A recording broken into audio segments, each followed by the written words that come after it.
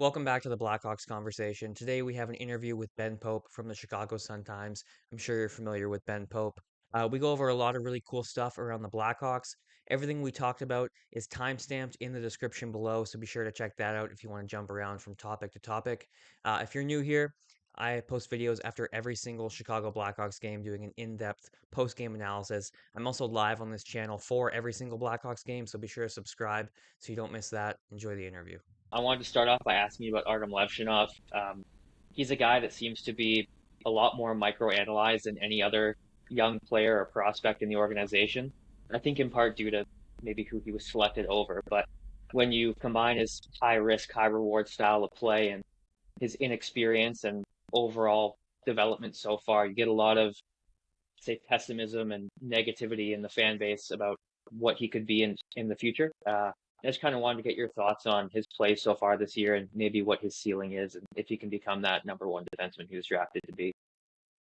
Yeah, I think, man, there's a lot in the Levshunov discussion. I certainly do think that the Demidov aspect of it affects the perception of him. But I also think it shouldn't be surprising that Demidov looks way better than him, or at least significantly better than him right now.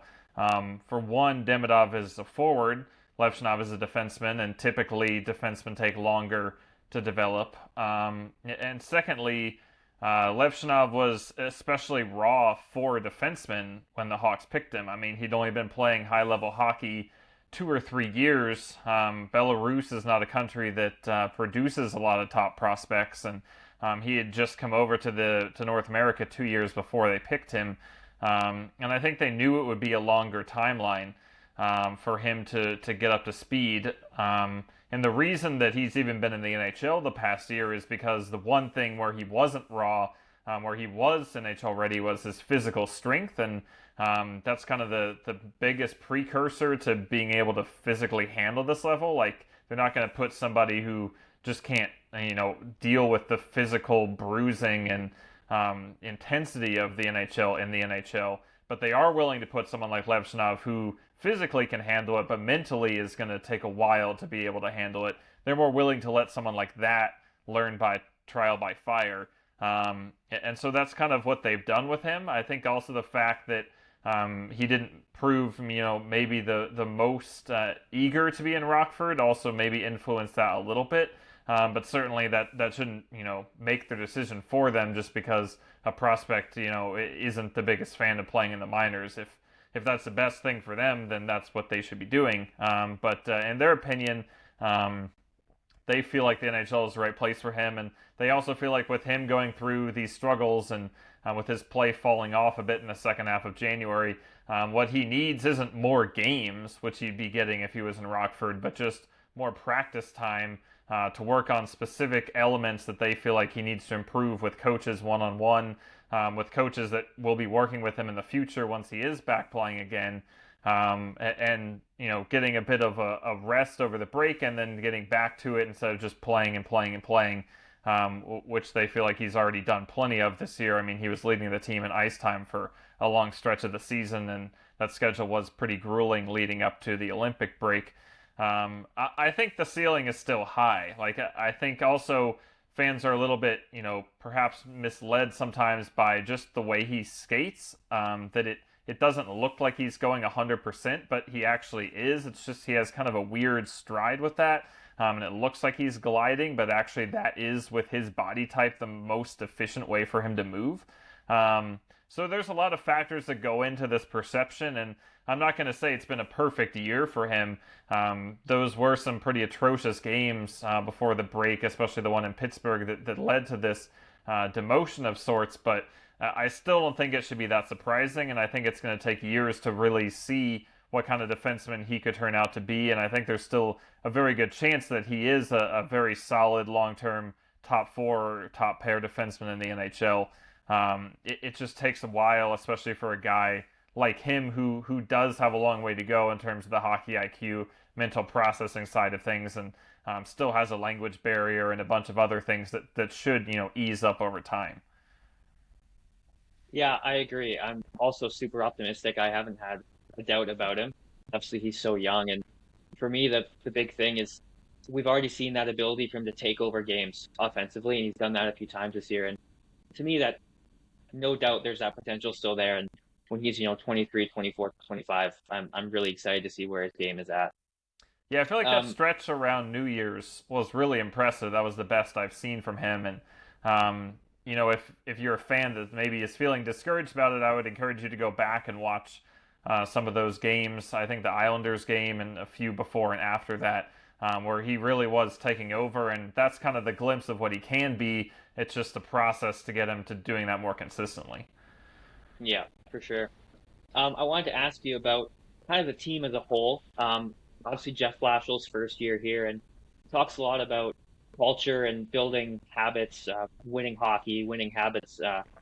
Um, as someone who's been in the locker room for the last few years, like yourself, have you noticed any sort of cultural changes amongst the players from the last few seasons, or is this something that might take a few years to really see a change?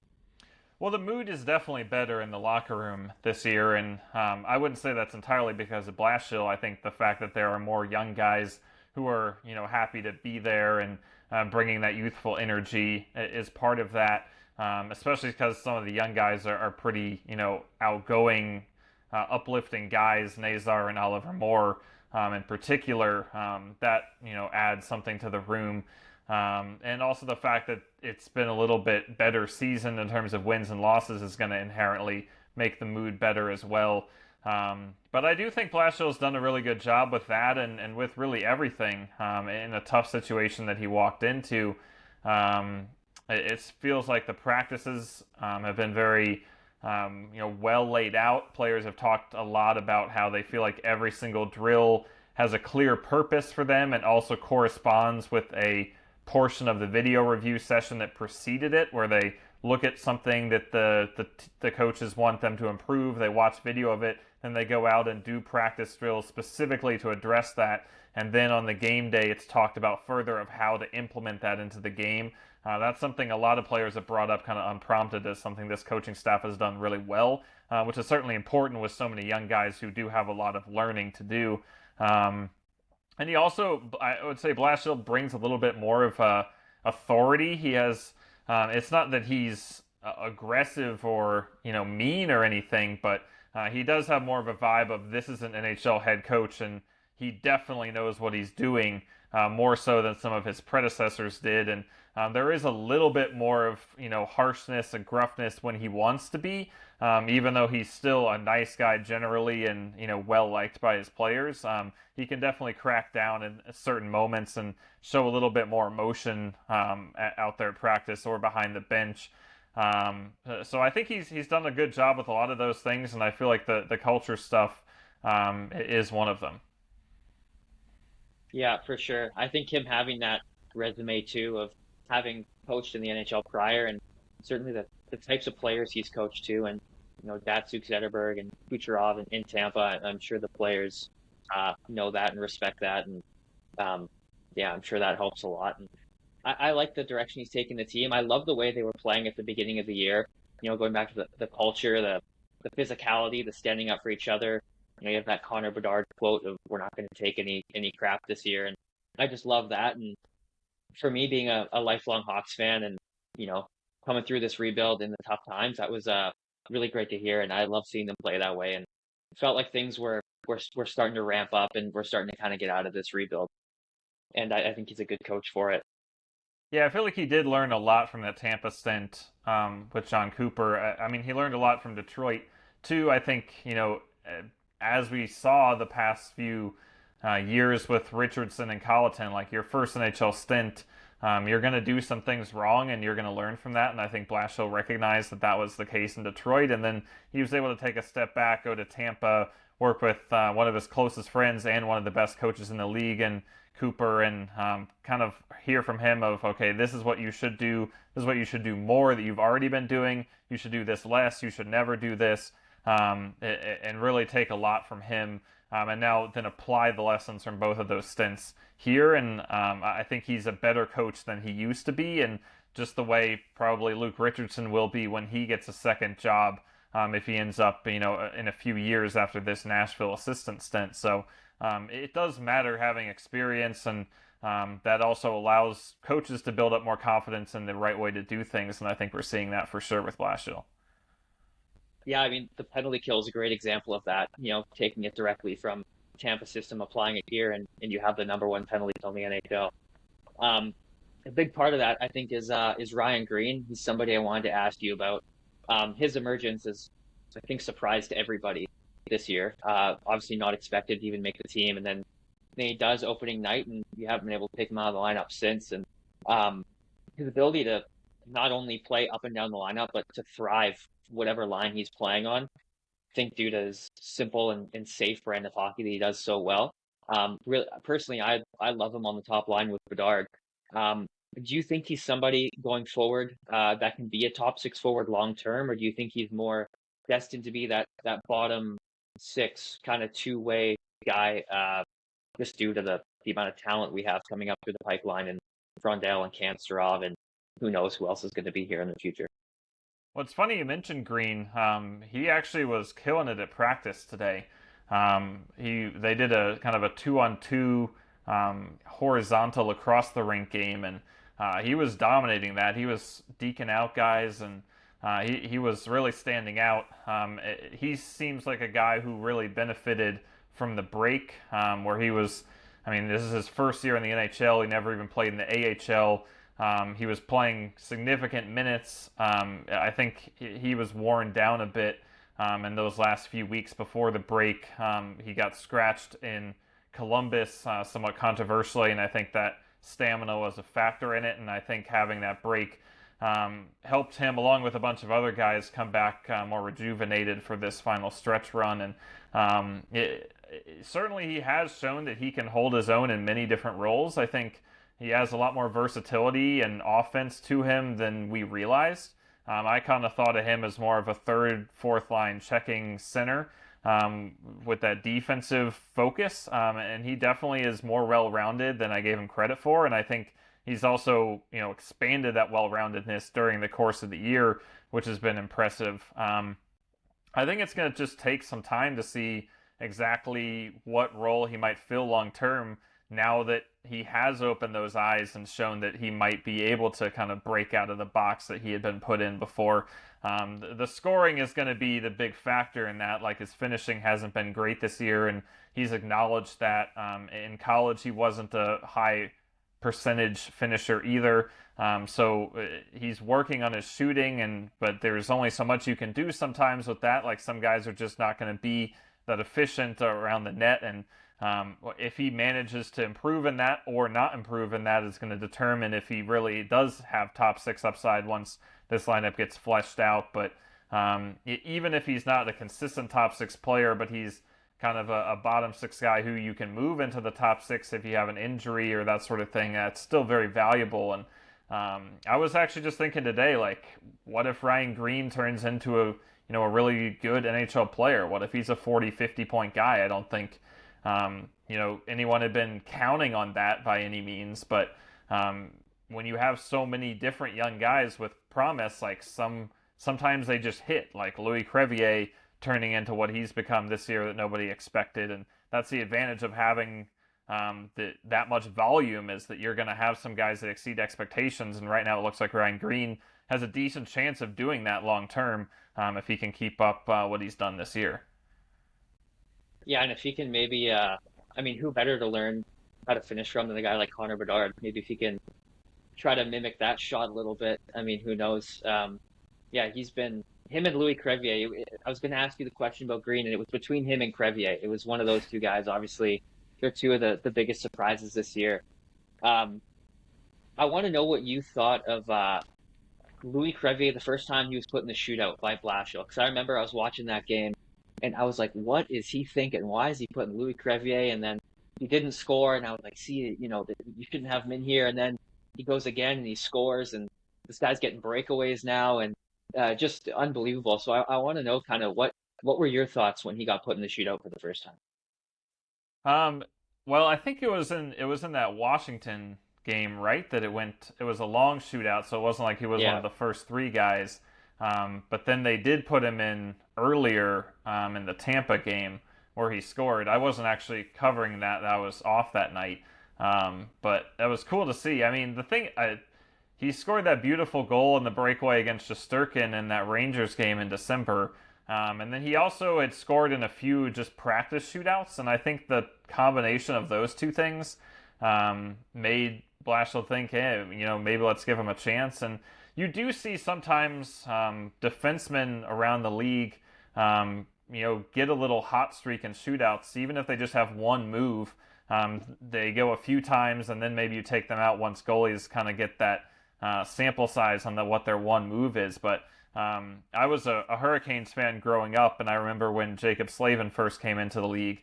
That his first or second year, I mean, he was a regular in shootouts, and he just had this one backhand move that worked pretty well. I don't think he goes anymore, but you do see that kind of thing from time to time.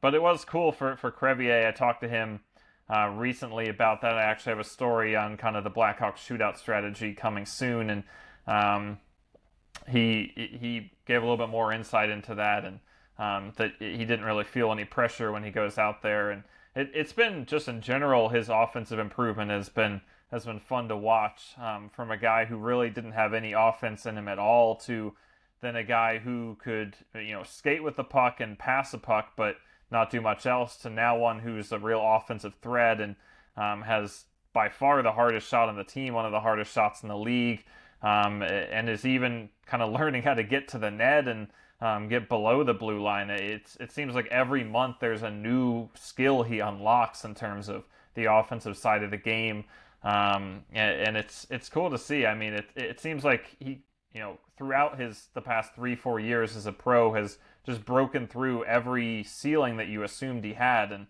so who knows? I mean, 2-3 years from now where he'll be. So he and Greene are definitely two of the more kind of exciting, fun, unexpected stories this year.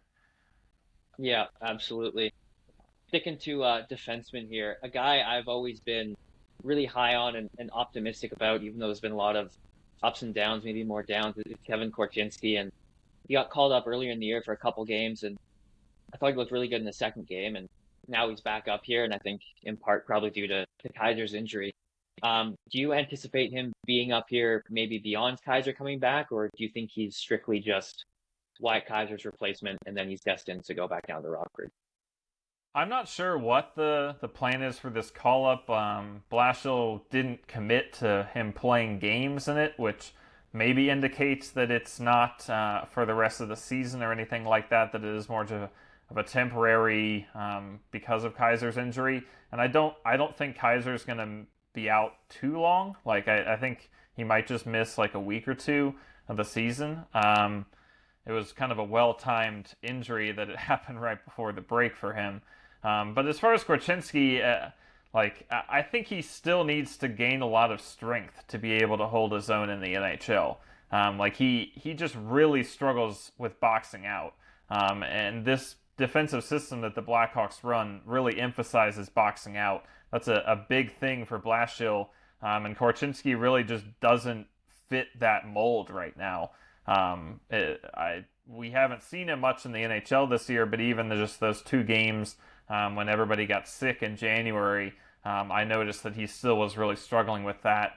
I do think he's matured just as a person and his mindset. I had a really good interview with him back in November in Rockford, where he talked about knowing it's all a process of being the best version of himself when he's 24, 25, 26 years old, and that he doesn't need to put too much pressure on himself on a game-to-game, week-to-week, month-to-month basis right now.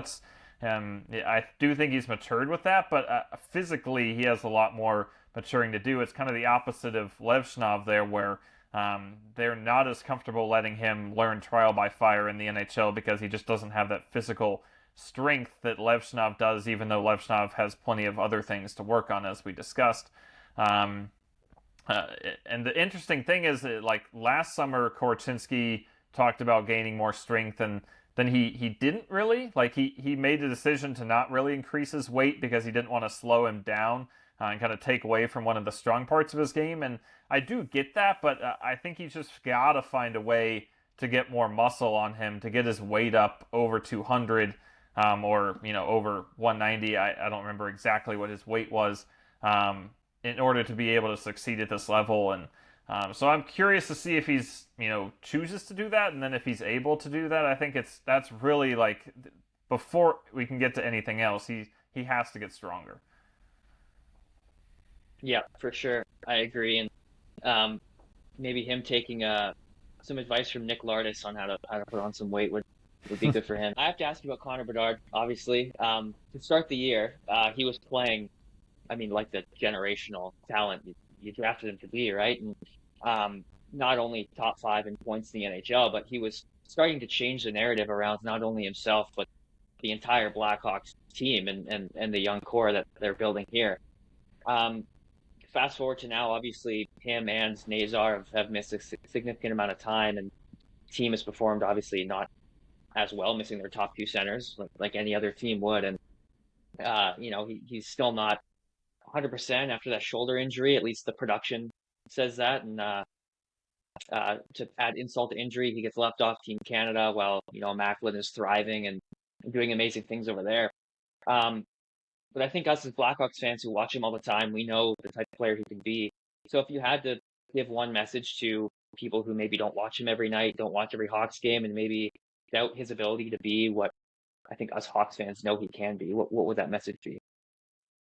Well, that's a little bit of a tough question. I do think, yeah, he wasn't 100% in January once he came back from the shoulder injury, and I do think he's going to be at or close to 100% now after this break. Like it was a well-timed break for him too. You can only take so much from practice, but he does look maybe a little bit more confident handling contact and just attacking a bit more in some of the drills they've done this week. He's going to start taking face-offs again, which is not only a good sign about his shoulder, but also should just have him in more of a central position off the draw, which is where he's used to being. Like when you're over on coming off the boards, even after the face-off, it can take a second or two to get back in where you expect to be, especially for an offensive guy like him. So I think that should help. I do think he was also a little bit unlucky in January. Like he had some games where he had a ton of shots on goal, and the goalies were just saving all of them. And that's the kind of thing that's going to happen in the NHL. It's the kind of thing that hasn't happened really to Celebrini this year. His shooting percentage, not only for him but also his teammates when he's on the ice, is insane. I think it's like on pace for an NHL record. I'm curious that if that regresses or if he just has unlocked some kind of crazy efficiency secret. I'm also curious if what Celebrini's done at the Olympics motivates Bedard even more. He doesn't let it on, but he's a very, very competitive guy, and he is the kind of guy who would get fired up to prove himself or make a statement after one of his peers makes his own statement. So I'm curious about all those things. But I do think it's going to be interesting how he closes the season. It's going to have a huge financial impact on him, for one thing, in determining the final value of his next contract. And it's also going to, kind of dictate how the season is perceived, whether it's just, a step forward or whether it's a massive leap forward the way it was on track to be up until December 12th when he got hurt. It will affect the narrative for sure. Because if he puts together, an excellent March and April after having an excellent November, October, November, I mean, that's 4 months where he was dominant. That's the majority of the season, and that's how it'll be remembered. So, it'll be interesting to see how he finishes, certainly how he performs, and whether he gets the pucks to go in, gets a little bit more luck on his side, will have a big impact on how the Hawks as a team finish the year. Yeah, so that's something I've definitely noticed too is the competitiveness he has, and I mean that game against Anaheim sticks out Mm-hmm. immediately. Him and McTavish, that was one of my favorite moments of the year. Um, yeah, I certainly think uh, what Macklin's doing will motivate him or give him a little bit of a chip on his shoulder. And he's one of those players when he's playing. I don't want to say angry, but maybe a little angry. He scores a lot, and it adds a certain edge to his game. It's a lot of fun to watch. So I certainly hope that's the result of it. speaking of his contract, there's been not really too much talk of it, or besides rumors. But do you anticipate he's going to sign something long term, closer to the 8 year mark, or do you think he's kind of going to want a bridge deal? If you had to I guess. I really don't know. Like as you're saying, there's been very little info or chatter about this. I don't.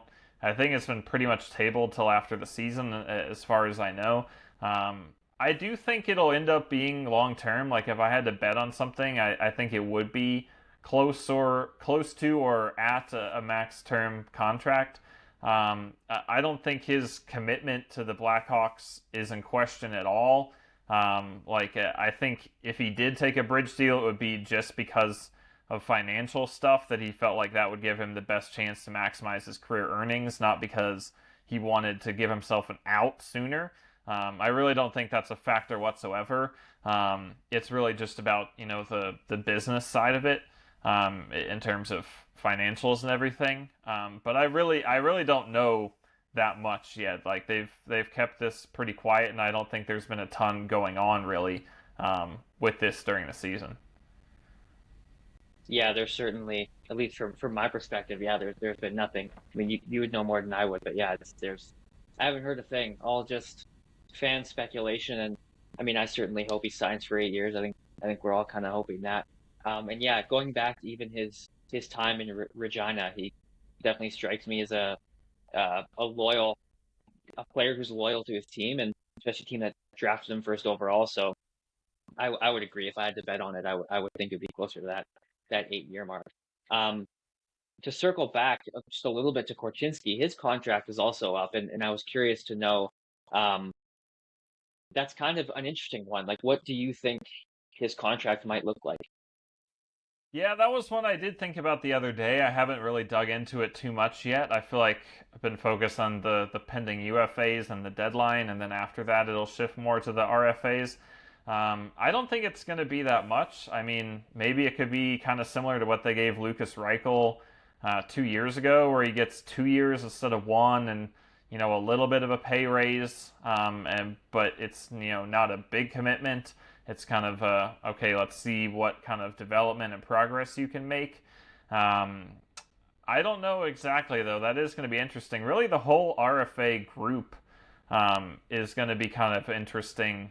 Colton Dock, Ethan Del Mastro, Kevin Korchinski, Drew Commesso. I mean, those are four guys who have talent and have been in the NHL some, but aside from Doc this year, haven't broken through as full-time NHL guys, and it aren't necessarily going to. They each have a decent chance to, but it's going to be a little tricky to figure out the value of each of those guys, and how much of a commitment you want to make long term. I'm curious to see how they handle it with each of them. Yeah, myself as well. And I was kind of, the reason I asked is because I was kind of going over, trying to predict what I would think Kevin Korchinski's contract would look like, and kind of looking at some comparables on the team. And a contract like Wyatt Kaiser getting 2 years, like you said, Louis Crevier getting 2 years, all between 900,000 and 1.7. And I thought maybe an interesting comparable was a guy like Adam Boqvist, when he was in Chicago. Um, he had double what Kevin Korchinski had in terms of points per game. He had a point 0.4, and Kevin Korchinski had a point 0.2, and both of them obviously being offensive defensemen. And he got a 2.6 by 3. So I was kind of looking at those comparables, and I feel like, yeah, anywhere from 2 to 3 years between, you know, a million and 1.5 would be kind of what I would expect, at least for a guy like Korchinski. And um, it's going to be really interesting to see what they do with Commesso as well. Is another one I was thinking about, because Soderblom obviously still has a year left, and I think a lot of fans, and myself included, I'm kind of anticipating Commesso being up here, maybe in a backup role. Uh, I'm excited for that. What do you think the plan is there? Do you think Soderblom's going to be a guy that they go with again as a backup next year, despite kind of the struggles he's had this year? Or do you think they're leaning more towards getting Commesso in here, as he would probably be the more long-term option for a backup?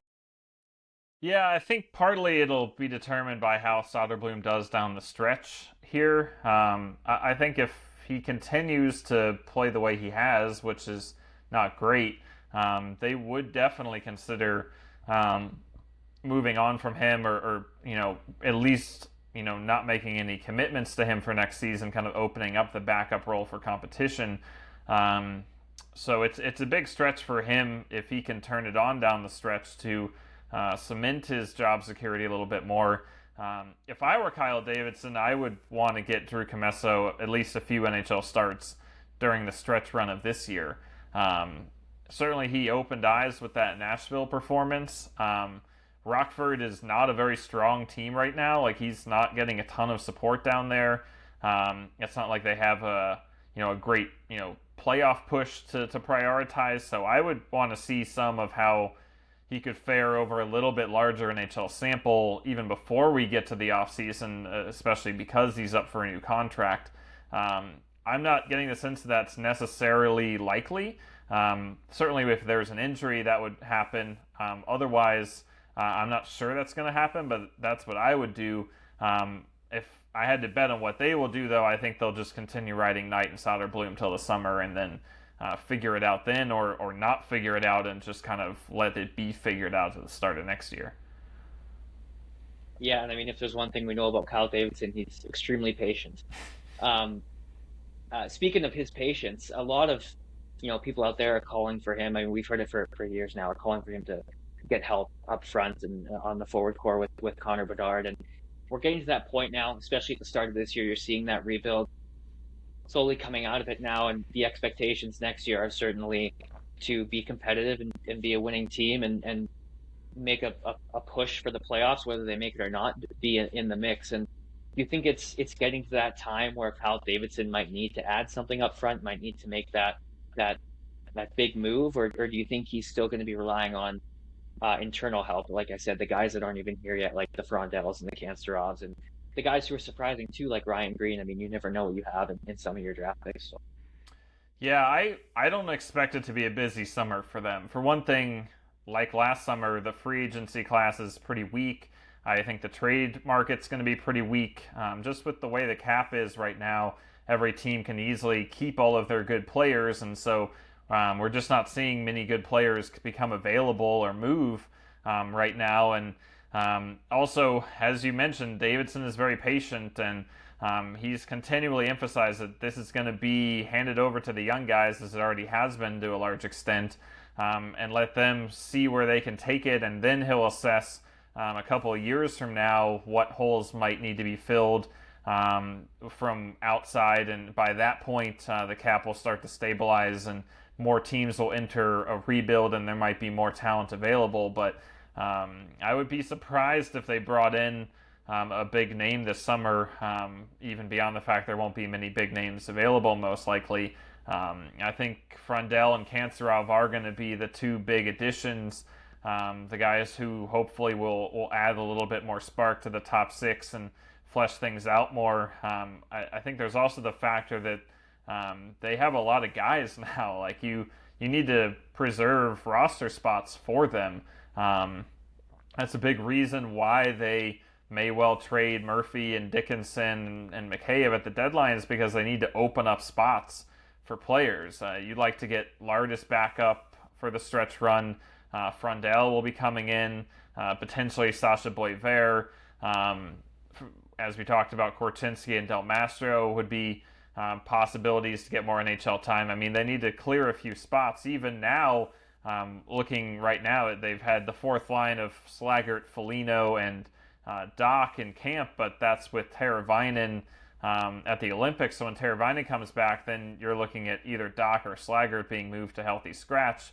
And those are two young guys who, while they may not have huge upside, are still potential pieces of the future that you want to be playing. So I don't know if even just looking at the puzzle pieces of it, there's really a space to bring in outside players, just because they have so many young players that they want to prioritize and get in the NHL kind of building this together. I'm so glad to hear you say that, because on my show, I've been preaching for so long the idea of letting these guys develop and figuring out what you have in a lot of these players. And then, like you said, filling those gaps, whether it's help on the wing or guys on the back end don't pan out. And then you have those pieces to fill those gaps. So I'm really glad to hear you say that because that's exactly what I've been saying for a long time now. And it's tough because you do have a lot of people out there that are maybe not as patient and they want moves done now moves done quick, and they see a glimpse of somebody and maybe it doesn't go well and they want them gone and they want someone else brought in. So I'm glad to hear you say that because I feel the exact same way. It is You, the you mentioned, patience. Sorry sorry, to interrupt, but the patience of sorry. the fan No, base you is go a ahead. really interesting thing for me. Certainly, there's a lot of people who are very loud about their impatience and feeling like it does need to be accelerated.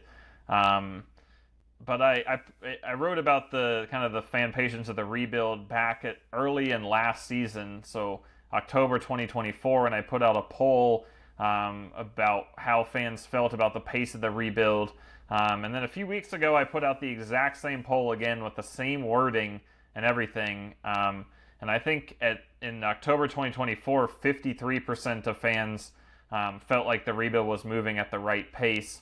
And this time it was up to 60%. So actually, the rebuild is more patient. The fan base is more patient now. At least my followers on Twitter are now than they were a year and a half ago. Even though it doesn't really feel like that, just because kind of the vocal minority that is so fed up with all the losing. And I do sympathize with that. Like, I mean, it has been a lot of losing, and I understand why fans feel like they've had enough of this, but hockey rebuild just takes a really long time, and yeah, it's just kind of what you sign up for at this point, and that's what Davidson is committed to, and I think at this point we have to just see it through to make any judgments, and this was really the first year where even those judgments could be made now that there are more young guys in the NHL, and they have taken a step forward, and there has been promising parts, even though it hasn't been, just everything sunshine and rainbows immediately. So as long as they continue progressing, I think you just have to stay the course. I agree. Couldn't agree more. You touched on Ilya Mikheyev earlier, and um, he's another one of those handful of guys that are expiring at the end of the year, and that there's been obviously talk out there of him getting moved. And I've gone on record in the past and said I don't want him traded. I want him extended, despite the sort of uh, overabundance of players fighting for a small amount of roster spots. I think he's a guy you keep around, especially because he helps you win games. I mean, he's arguably the biggest uh, contributor to the penalty kill, which is, like I said, number one in the NHL. And the Hawks are going to be in a spot next year where they want to win, and I think he helps with that. If you were Kyle Davidson, what would your approach with that be? Would you want to keep him? Would you want to trade him? Because you could probably get a pretty decent return for him. Yeah, I definitely agree that they should try to keep Mikheyev. I mean, both last year and this year, he's been a really solid contributor, really strong in the penalty kill, as you mentioned, defensively. Chips in a decent amount of offense, too. Like, after a slow start, production-wise this year, he's done some things, scored some goals the past couple months. I also think he helps with Levshunov, and then next year, Kanserov with the language barrier, just acting as kind of a translator. And he just fits kind of the style of the team well as a very fast skater, hard worker. So I do think there's a lot of arguments to keeping him. I think it's really going to just come down to A, trade offers, and B, contract expectations moving forward. Like, I don't think they'd want to give him more than a 2-year deal. The money wouldn't be an issue at all. But they definitely need to move out at least one forward at the deadline, and maybe Dickinson would be preferable to move over Mikheyev. But if they're getting way bigger offers for Mikheyev than Dickinson, especially since Dickinson has just struggled to stay healthy, it might influence them to go the other way with that. So certainly I would keep Mikheyev, or at least try to keep Mikheyev. I think entering the year, it seemed kind of 50-50 between him and Dickinson, and as the year has gone on, it's proven that he would be probably the smarter choice to keep, but that doesn't necessarily mean that that's how it will play out, just based on all the other factors involved in this. I got one last question for you. Same topic about these trade deadline guys. One thing I've been very curious about is what do you think Kyle Davidson is looking for in return? Because he has an abundance of not only young players and prospects, but draft picks as well. And certainly not in a position, like you said earlier, to try to get guys, just roster players right now. So what do you think he's looking for up there in return for these players? Well, most likely it will still be draft picks. I mean, I just feel like that's typically what you see at the trade deadline. The Hawks really haven't acquired prospects at any point in his tenure. Like, that's not really ever been their MO. I wouldn't be surprised, though, if they kind of target further out draft picks, like preferring 2027 or 28 picks over 2026 picks. I think other teams, for one, will be perhaps more willing to part. Like if, say, you're kind of on the borderline between a second or third round pick and you can't agree, well, if you go to a 2028 second round pick, the other team might be more willing to give that up, and then the Hawks would probably be more happy to have that, just because, as you said, the prospect pool is so flushed, and they do have so many young guys, and if they can get those picks a few years down the line, then once they're a competitive team at that point, they could then use those picks to trade away to help them then. Whereas if you get a 2026 pick, you then use it immediately this summer, you draft a prospect, and then in a few years that prospect's value will have changed, whereas that second round pick value is predetermined. So I wouldn't be surprised if they kind of prioritize those further out picks rather than immediate picks when they're shopping these guys at the deadline. That's a great point. Yeah, I agree, and the way you just explained it, that's something I hope he does. It's in! Bedard! Let's go! Connor Bedard! 1-0. Fuck yeah. Go Mikheyev. Mikheyev's got a lane. Oh, what a shot! Ilya Mikheyev. Let's go! Man, he is so good. If they let him go or if they trade him, I'm gonna be like, they gotta re-sign this guy. What a shot. And a good play. Was that Dickinson that flipped it out to him? All right, 2-on-1 maybe. Nazar, Bedard. Bedard stops up. He's got so much room and he scores. What a shot from Connor Bedard. My word. That was beautiful. Too bad it doesn't matter. That was such a nice shot. That stop up toe drag, he loves it. Bang.